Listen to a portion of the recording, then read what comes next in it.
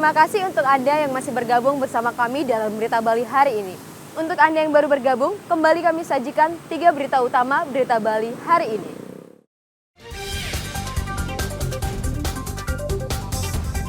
Seorang warga desa Pulukan, Pekutatan Jembrana meninggal, diduga terjangkit virus rabies.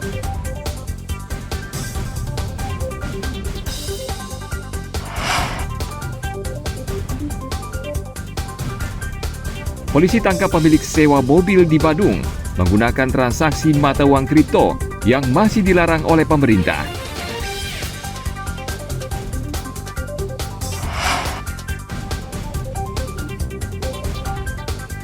Permintaan layang-layang meningkat 3 kali lipat jelang libur kenaikan kelas, pengepul kebanjiran order, dan raih keuntungan yang besar.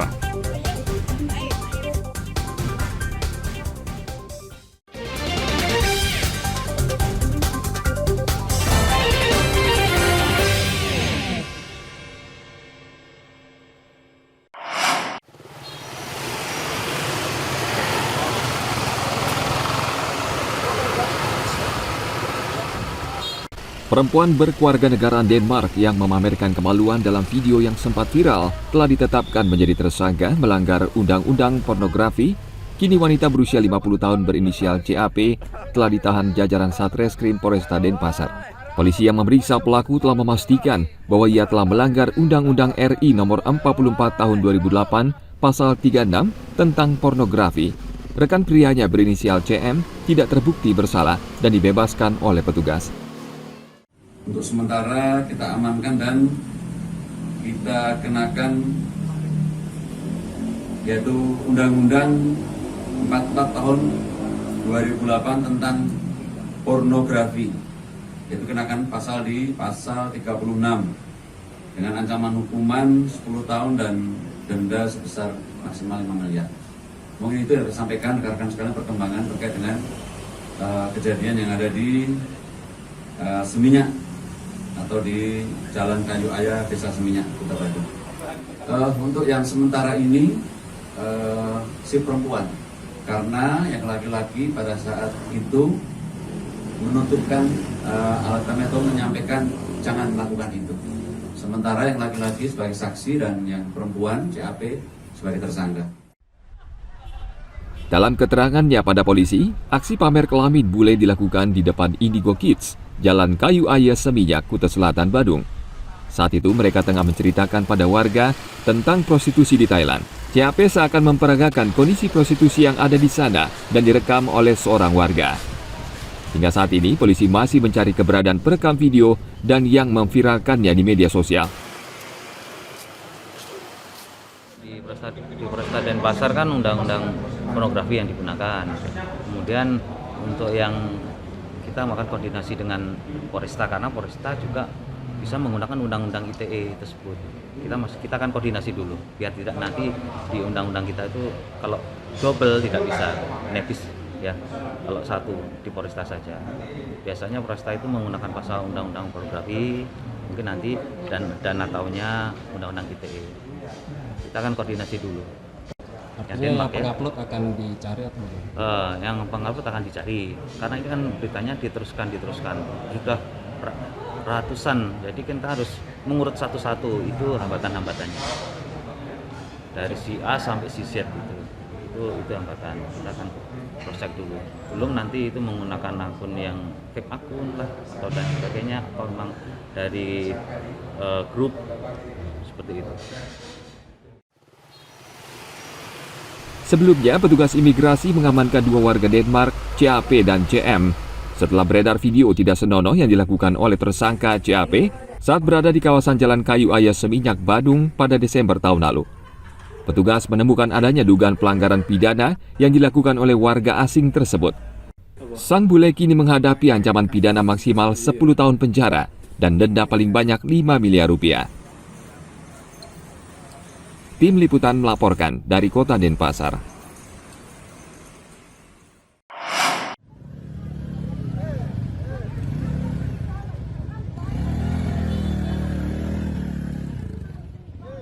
Belakangan ini, kerap media di Bali dihiasi dengan berita ulah turis mancanegara yang melanggar susila, melanggar adat budaya, dan bersikap nyeleneh atau bersikap aneh di luar kebiasaan orang yang normal.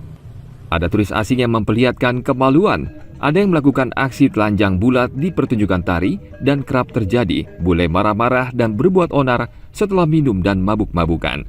Agar hal serupa tidak terulang kembali, PHRI Kabupaten Badung menilai perlu segera dilakukan langkah-langkah penanganan yang serius agar wisatawan berkunjung ke Bali memang wisatawan yang berkualitas. Khawatir kalau terjadi fenomena seperti ini dibiarkan. Kalau terjadi daerah tujuan wisata itu tidak aman, mereka yang khawatir untuk datang ke Bali nanti gitu loh. Jadi yang berkelas bukan ke Bali, bahkan ke tempat lain, ke Dubai misalnya kan, untuk ke London, ke Paris, itu yang terjadi. Jadi kita harus atasi dulu masalah kita ini. Kemudian saya sangat optimis Bali ini masih menjadi pilihan wisatawan dunia ya. Jadi Bali kan sesuai dengan arahan Bapak Presiden kan inginnya menjadikan tujuan wisatawan dunia yang premium. Nah itu yang terjadi. Nah, maka dari itulah kita sangat selaras ini dengan tujuan Gubernur Bali Bapak Wayan Koster untuk menjadikan Bali adalah berbasis pariwisata budaya, berkualitas dan bermartabat. Makanya industri semua juga akan menguntungkan kita juga sebagai pengusaha hotel. Nah, kalau kita ngomong quality tourism, kita akan harganya bagus, length of stay-nya lama kan gitu, harganya lebih mahal. Jadi juga sedikit masalah-masalah kita yang akan terjadi. Kalau biarkan mass tourism ini akan justru menghancurkan nama Bali. Bali ini justru bisa ditinggalkan. Itu yang kita rasakan. Untuk mengantisipasi agar hal serupa tidak terulang kembali, pemerintah Kabupaten Badung akan melakukan tindakan pencegahan. Pemkab akan membuat pedoman hingga kajian berkaitan dengan batasan-batasan apa saja perlu diketahui oleh para wisatawan selama menikmati liburan di objek wisata Kabupaten Badung.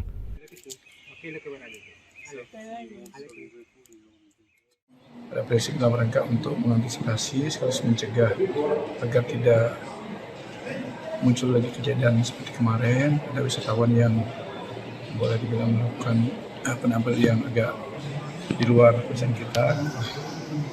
Ada satu nantinya akan dibuat semacam pedoman batasan-batasan mana wisatawan bisa ikut di Badung. Jadi kalau hal seperti yang kemarin kan jelas tidak pas lah. Oleh karena itulah saya kira secara prinsip memang perlu diperdalam lagi pengertian batasan ini. Karena batasan kalau yang seperti yang kayak Google kemarin itu kan jelas di mana hal mana yang kita bisa tolerir.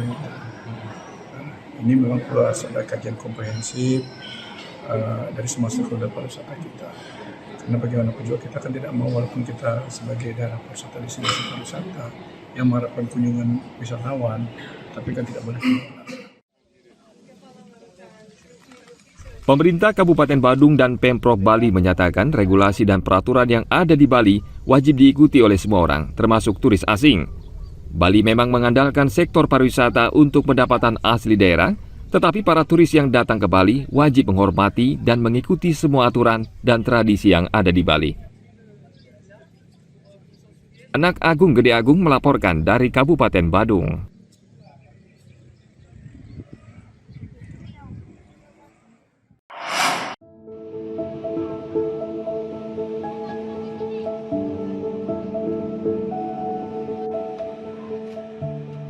Membaiknya industri pariwisata Bali berimbas dengan usaha kerajinan di Gianyar. Salah satunya kerajinan patung anyaman bambu.